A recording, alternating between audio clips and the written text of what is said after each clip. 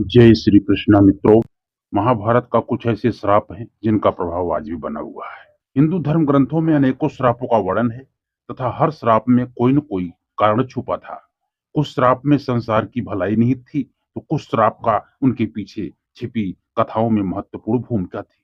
नमस्कार दोस्तों, हमारे मोटिवेशनल आरके वाला चैनल में आपका बहुत बहुत स्वागत है। आज हम आपको ऐसे श्रापों के बारे में बताने जा रहे हैं जिनका इतिहास में तो महत्वपूर्ण योगदान था ही, परंतु इसका प्रभाव वर्तमान में भी प्रमाण के रूप में देख सकते हैं।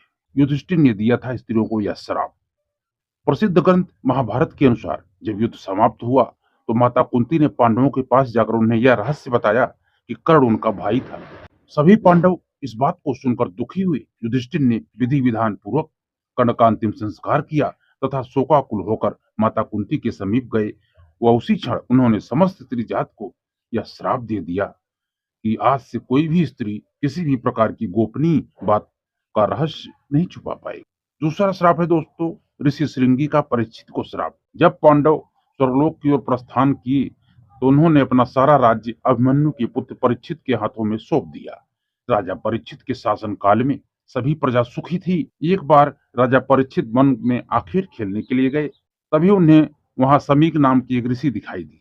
वे अपनी तपस्या में लीन थी तथा उन्होंने मौन व्रत धारण कर रखा था। जब राजा ने उनसे कई बार बोलने का प्रयास करते हुए उन्हें मौन पाया तो क्रोध में आकर उन्होंने ऋषि के गले में एक मरा हुआ सांप डाल दिया। जब यह बात समीक ऋषि के पुत्र श्रृंगी को पता चला तो उन्होंने राजा परीक्षित को श्राप दे दिया।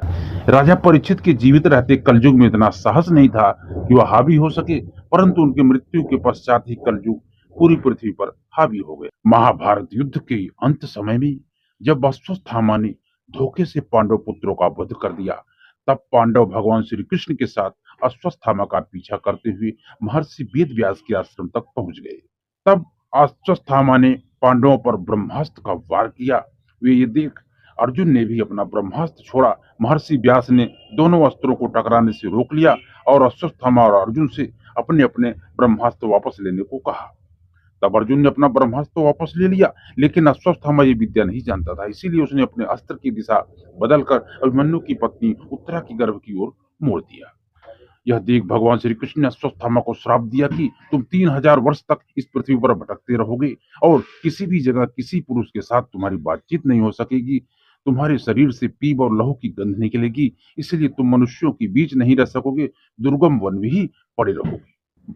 मांडव ऋषि का यमराज को श्राप।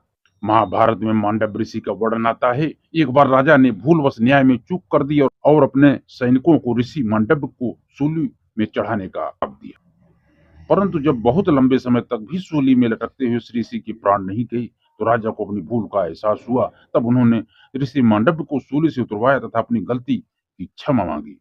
इसके बाद ऋषि मांडव से मिलने गए तथा उनसे पूछा कि किस कारण मुझे झूठे आरोप में सजा मिली। जब आप 12 वर्ष के थे तो आपने एक छोटे से कीड़े की पूंछ में सुई चुभाई थी, जिस कारण आपको यह सजा भुगतनी पड़ी।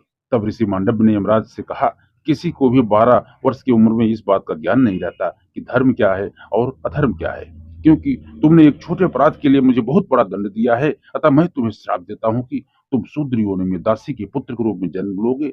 मांडव ऋषि की इस श्राप के कारण यमराज को विदुर के रूप में जन्म लेना पड़ा। अब उर्वशी ने दिया था अर्जुन को श्राप। अब इसके बारे में जानते हैं दोस्तों। महाभारत काल में एक बार अर्जुन दिव्यास्त्र प्राप्त करने के लिए स्वर्गलोक गए। वहां उर्वशी नाम की एक अप्सरा उन पर आकर्षित हो गई। जब उर्वशी ने यह बात अर्जुन को बताई तो उन्होंने उर्वशी को अपनी माता के समान बताया। इस बात पर उर्वशी क्रोधित हो गई तथा उन्होंने अर्जुन से कहा कि आखिर तुम क्यों नपुंसक की तरह बात कर रहे हो। मैं तुम्हें श्राप देती हूँ कि तुम नपुंसक हो जाओ तथा स्त्रियों के बीच तुम्हें नर्तक बनकर रहना पड़े। जब यह बात अर्जुन ने देवराज इंद्र को बताई तो इंद्र ने अर्जुन को सांत्वना देते हुए कहा कि तुम्हें घबराने की कोई जरूरत नहीं है। यह श्राप तुम्हारे वनवास के समय वरदान के रूप में काम करेगा और अज्ञातवास के समय तुम नर्तिका के वेश में कौरवों की नजरों से बची रहोगे। तो दोस्तों, जो सही रास्ते पर रहता है उसको श्राप भी वरदान हो जाता है उसके लिए। तो दोस्तों, वीडियो में मैंने आपको बहुत अच्छे ढंग से इन श्रापों के बारे में बताया जो महाभारत काल में घटित हुआ था, जो आज भी उसका प्रभाव देखने को मिलता है। दोस्तों, मुझे आशा है वीडियो आपको अच्छा लगा हो। यदि वीडियो आपको जरा सा भी अच्छा लगा हो तो वीडियो को एक लाइक कर देना दोस्तों, और हमारे चैनल में यदि आप लोग नए हैं चैनल को सब्सक्राइब करके बेल आइकन को प्रेस जरूर करें और कमेंट में जय श्री कृष्ण लिखना ना भूलें। तो मिलते हैं दोस्तों अगले वीडियो में, तब तक आप खुश रहें, मस्त रहें, आनंद में रहें। जय श्री कृष्ण मित्रों।